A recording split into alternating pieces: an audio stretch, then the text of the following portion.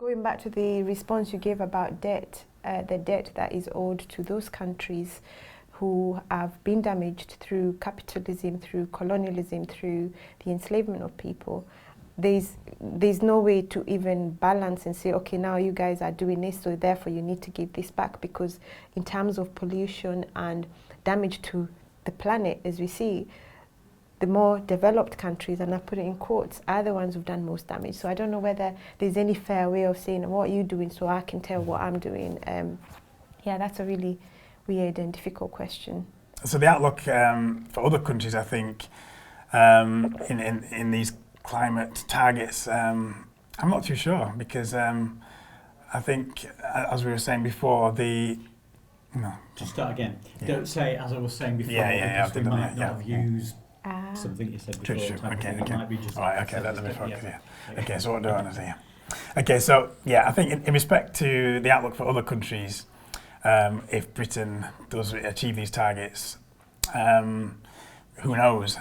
But I think that the outlook is dire though, because the constant, like we're hearing about the, ice melting, we're hearing about all sorts of things. So communities who are out there who have nothing and ways of coping, the farmers, the people who are nomadic, for example, who move from place to place, I think for them it's looking quite dark and dire, if it's an outlook. But it's in the country response, I think in terms of working with nature, they have done that, but I don't think some of the countries have even got to, because you're still feeding themselves, you're still talking about what you eat at the end of the day. They haven't sat down and start planning for what do we do in 2020 or 2050. So I don't think it's a fair even conversation to say, we're talking about it, why are you not talking about it?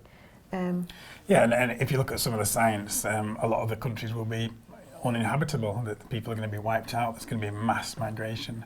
So, we don't even need to look at that far ahead. We can look now that's happening in places like Syria, in Bangladesh flooding, all over the continent, South America, Africa.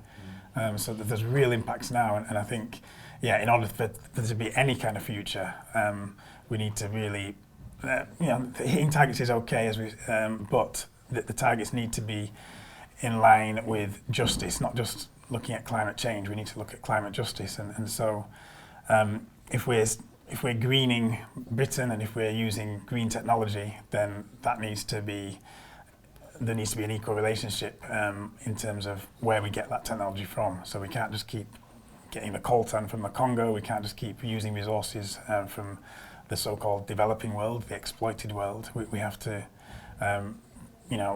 give them back some things as well, and help them to mitigate the climate changes that our industrialisation has caused.